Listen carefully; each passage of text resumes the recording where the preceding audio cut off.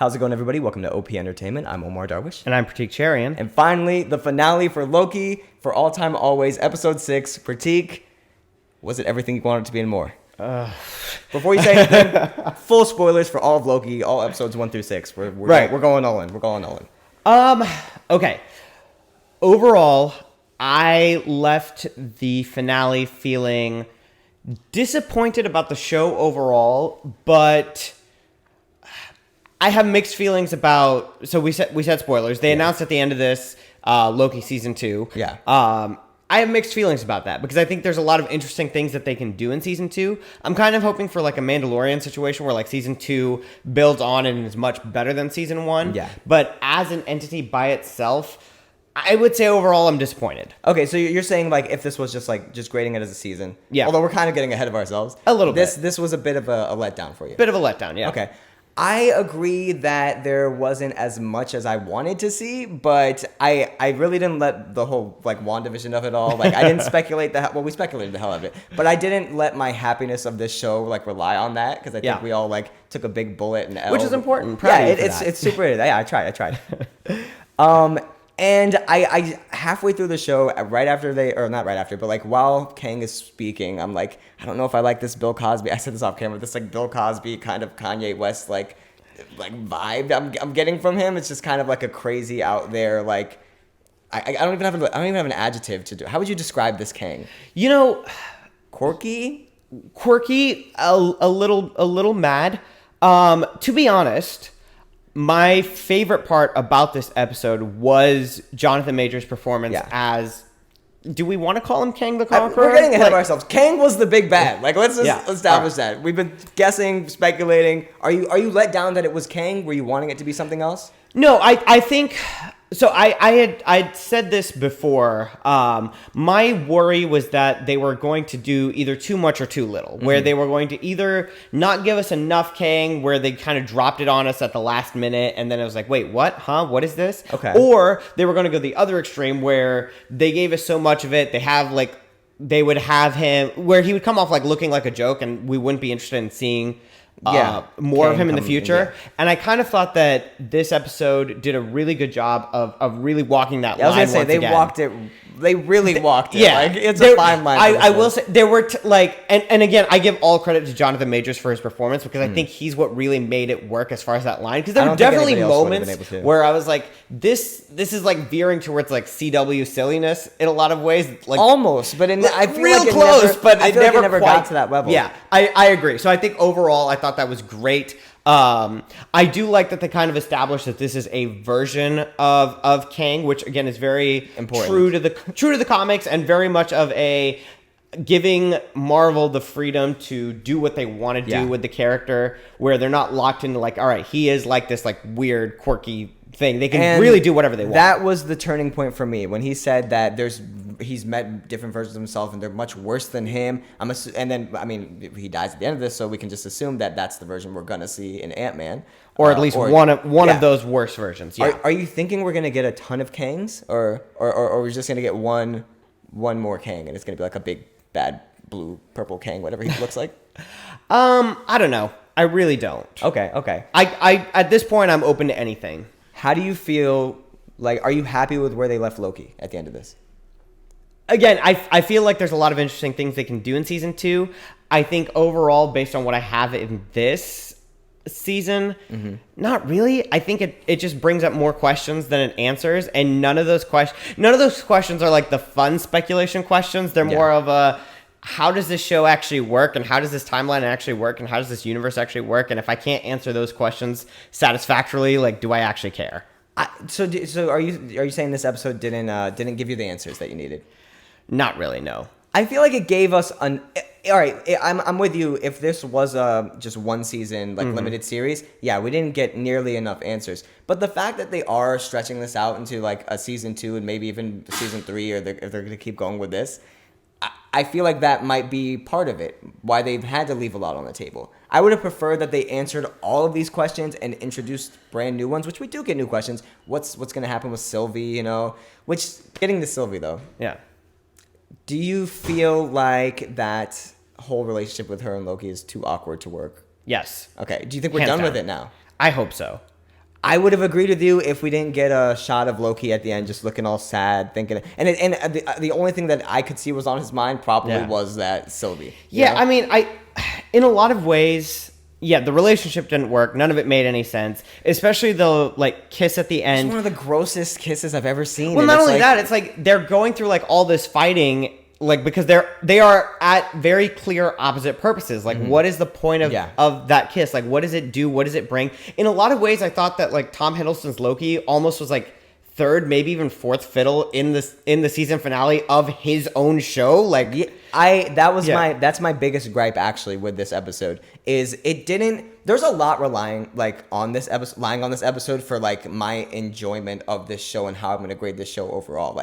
More than any of the other shows, maybe with Falcon Winter Soldier, that I needed like an amazing episode for that show to be like salvageable for me. For this, I won't say I was at that level, but almost. Like I've enjoyed a lot of this. I do like that they got back to like the psychological questions of like when Ravona's talking to Mobius about like this must be for a reason, and Mobius is like, I like that. I enjoyed that. We got back to like the episode 1. I'll agree with that. I did like that. But you're right, Loki kind of didn't even seem like the main character in this episode, and maybe that's because they did introduce Kang and they had to give us a lot of exposition. And you know what? I'm just happy 90% of this episode was exposition. Which, are you mad at that? Because I kind of was expecting a big battle at the end or something. I'm glad the battle was just between the Lokis. You know? I'm not mad at that, but I feel like for an exposition-heavy episode, I should come away with it with more knowledge, knowing more than I do. You know what it is, though? It's because this episode was explaining who Kang is, and people like us already know that. So this was really for the common. I guess my hope is that.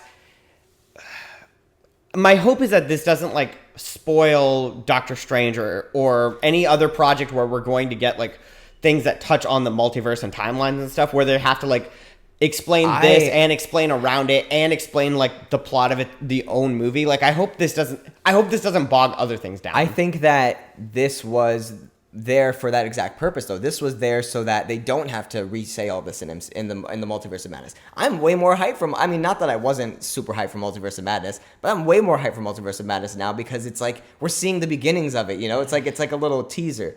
And there were reports going out today that that Loki's going to be in Doctor Strange Multiverse of Madness. So Loki or Tom Hiddleston? Tom Hiddleston. We're gonna assume that he's Loki. Speaking of just like different places, though, he ends up at the TVA at the end of this. Yeah. Different universe, different timeline. What's your theory? We kind of talked a little bit about this like in the immediate aftermath. I feel like if we had more questions about like where is the TVA, more answers. You're right. Yeah. If we had more answers about like the way the TVA worked, like this show never like kind of hinted at like was the TVA like starting in the past, in the future, like do they exist outside of time? Are they inside of time? And I feel like if we had more of the like where is the TVA exactly and how does the way the timeline changes impact the TVA, I feel like I would have been more excited about like, oh wow, like Loki ended up here and this is what happened. But because I don't have those answers, like is he in like our main timeline and the TVA has just been changed that drastically? Because this TVA where he shows up like is operating with like a Kang the Conqueror that's pretty openly in charge. Yeah. Like we saw that giant statue where the Timekeeper statue used to be. And it looks just like Jonathan Majors. Yeah. So is it that, or is he in like a different timeline altogether? And if so, like how does he get back to like our main sacred timeline? Like so here's what I'm gonna assume. In the beginning of the episode, when they take of the first episode, of the season, when they take Loki and they prune the universe, right? That was obviously not the universe where Endgame happened. Right. Yeah, so obviously. Maybe that every timeline, I guess, has a TVA, or every universe has a TVA, like the ones that get pruned. They all have TVAs. But then did the TVA from the timeline that got pruned also, like the TVA got pruned entirely and they didn't realize what was happening? I think so. I don't know. I think all of it's a bit of a stretch. And I don't want to go like too far into the speculation because, again, this episode didn't give us enough answers to speculate with. Yes and no. I think at least what I'm going to assume is the TVA that we're seeing now is the TVA in our proper MCU universe. And the TVA we saw before was the TVA of that. I don't know. You're right. It is just like that. We need more answers, right? Time travel makes my head hurt. Anyway. I feel like this show tried to be so airtight, and by doing that, they didn't give us enough answers because they don't want to... And by not giving us answers, I feel like I'm just questioning everything about it altogether.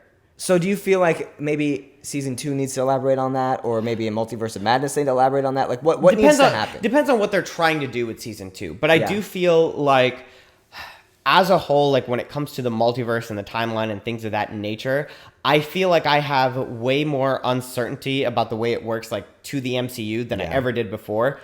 And so I don't know like where I need those answers, and I don't even know that I need those answers like in Doctor Strange, but I feel like at a certain point you're going to have to explain how the rules of a universe work. I just feel like they left it ambiguous enough so that when Doctor Strange says things like "I'm the protector of your reality, douchebag," we don't question. Wait, so what reality exactly? Yeah. How is the TVA over him? Or I feel like hopefully we get these answers with Multiverse of Madness. That's what I'm hoping. And I'll say that this finale gave me enough answers. I feel like with Multiverse of Madness too, I almost wonder if with all these Disney Plus shows that are tying into it, if they're not once again like leaving too much for that movie to do. Like again, like I said at the start of this, I really hope that we're not just like putting all this weight of expectation on this movie. I think that when you look at like WandaVision, it's kind of setting up Multiverse of Madness. This is kind of setting up Multiverse of Madness. I'm going to assume Spider-Man No Way Home is setting up Multiverse of Madness. So maybe the heavy lifting is being divided between all these movies, right? Hopefully. And Loki now, right? So I really don't know how I feel about the Sylvie Loki stuff. And I think that's what's going to be, that's like the whole like crutch of this show for me. Yeah. I don't know. I don't know if I'm that excited for a season 2, especially I feel like, is this show just going to be about the TVA and Loki, or is Loki going to go on and do his own things, and they're going to call it Loki season 2, but the TVA is going to only be in like the first episode, right? Yeah. That's kind of where I'm at, because I still love Tom Hiddleston, although I don't know. Where do you feel like he is mentally right now? Do you feel, not Tom Hiddleston, but Loki? Do you feel like he's ready to be a good guy, or now he's like, screw everything? I feel like he's definitely ready to be a good guy now. And I feel like even though he's realized that like no matter what he does, he's never going to get someone to trust. Or I guess it's not that harsh, because it is a Loki. It's hard to get a Loki to trust you, right? So I don't know. I feel like, again, without knowing more about like where he is, it's hard to be like, oh, this is his headspace. I feel like, again, those answers we'll get in season 2.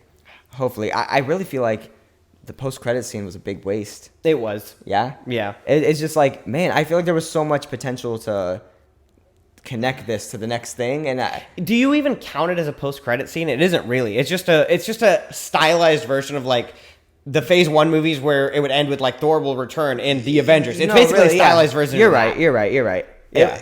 And at least with like the Book of Boba Fett announcement, we got like scene. A scene, yeah. Yeah. Even this, we didn't get anything. Short, yeah. I think I'm ready to score this, honestly. Is there anything else you want to... I liked that they went with Kang. I liked how they portrayed Kang, just because I know this isn't the only one, and we're gonna get... If this was the end-all be-all Kang, I'd be a little disappointed. But I like what they did. It was interesting. It was kind of quirky, kind of goofy, but I think it worked for... Because they have to subvert our expectations somehow, right? Sure. Most people were saying it was gonna be Kang going into this, so we were all expecting to see like a serious big bad, and we got that, but he was goofy, and I think that's what a lot of people the internet was goofy, but I feel like there was enough like menace to it, not in like the overt way, but in a like, this is somebody who's clearly more powerful than me. I think Jonathan Majors coming off that Emmy win also helps. The fact that it's like, because people can't be like, who is this goofball? Like, no. he's or not win, sorry, nomination, but still, he's probably gonna win. All right, score it, Pratik. No, you go first, because I have some thoughts before I score it. All right. I am going to go ahead and give this episode... I'm going to give it an 8. I'm going to give this episode an 8. Because for an episode that was all exposition, I really enjoyed most of the exposition, I'd say that. But the 2 points I'm knocking this for are really just because of... Loki played kind of third fiddle, you were saying, or fourth fiddle even in his own show, and his own finale. We didn't get a lot of Mobius. We didn't get a lot of the characters that I wanted to see. We got a lot of Sylvie and Loki kind of asking questions and getting answers. But for a show that did that, we didn't have to end with a big explosion or a blue light beam in the sky or anything. It was just, well, there was a light, there was a beam. But it didn't shoot straight up. It wasn't the Avengers beam. I don't know. I think I came out of the episode really, really enjoying it for the most part. So I'd give it an 8. Now the series overall, or do you want to score the episode first? Let me score the episode, and then we'll do series overall. what I like, so I'll say this. What I liked about the episode was basically Jonathan Majors, and that was kind of it. I think that as a season finale, I was disappointed. I think as an episode, it was one of those things where like it was very technically proficient. The acting was good. Like the cinematography was good. Like overall, like all of those things that I like look for was there, and it gave me that. But again, it's hard to get over that like feeling of just not being satisfied. It's hard to get over like you shoved Loki to the side and you didn't answer as much things as I wanted to, even though you tried. But overall, I would say I think I'm going to give this one a 6. Does that not go to, though, they're trying to make you excited for the next, like leave something on the table for them, you know? Let's score the season, then I'll talk about that. Okay. Go ahead. 6. For as negative as you've been on it, I'd say 6 is probably accurate. So you want to score the season first, or you want me to? Go ahead. We're on a roll.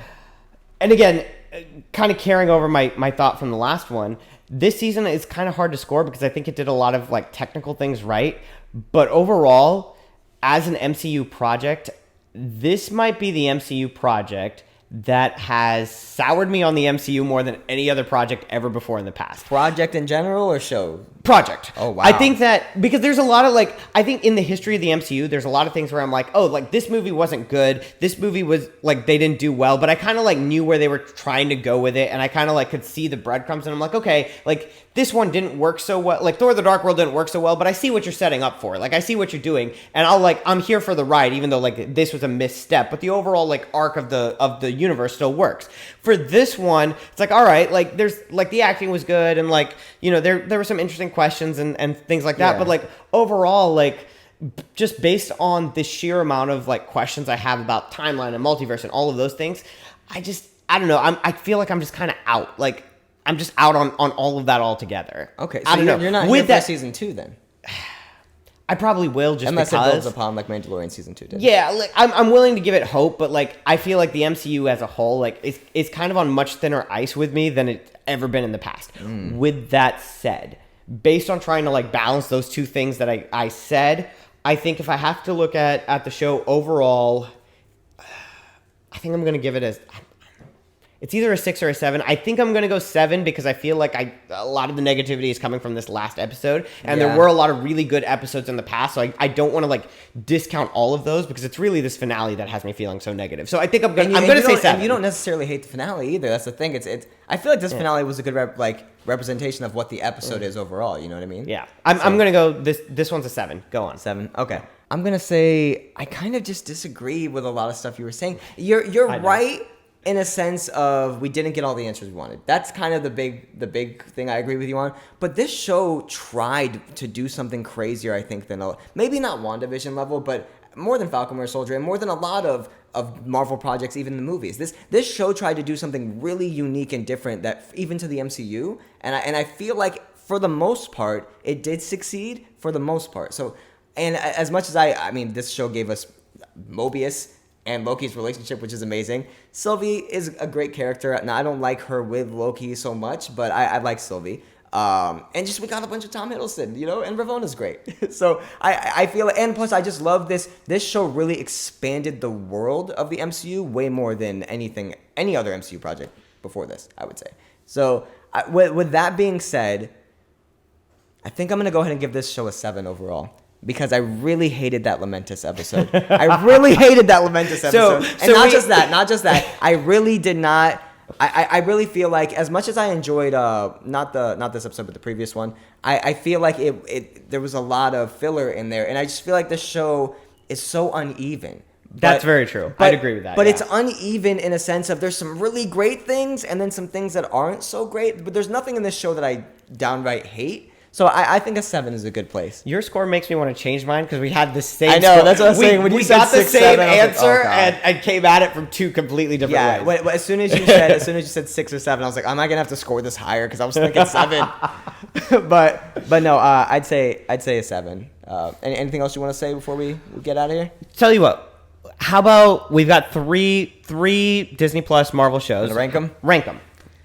WandaVision. Like, where's the camera start? Above the camera. There's WandaVision. Then, I think, right up here. WandaVision. Then Loki. Then Falcon Winter Soldier so far. Yeah, definitely WandaVision up here. Still the best thing they've done. Yeah. I'm going to say WandaVision, Falcon and Winter Soldier, Loki, but they're like right next to each other. Yeah, you enjoyed Falcon Winter Soldier much more than I did. Yeah. My whole thing, Falcon Winter Soldier, I feel like didn't try to do as much as Loki was trying to do. So I feel like maybe I give the creativeness a bit of a bump, but yeah, agree to disagree. Agree to disagree. Agree to disagree. All right, guys, that ends our journey on this Loki playlist. I honestly can't wait for season 2, but I really can't wait for Multiverse of Madness and No Way Home. We got a lot of MCU stuff. To be honest, I'm really looking forward to What If. Well, we got What If coming up soon too. So August 11th, and we'll definitely be back for that. Oh, we will. See you guys. See ya.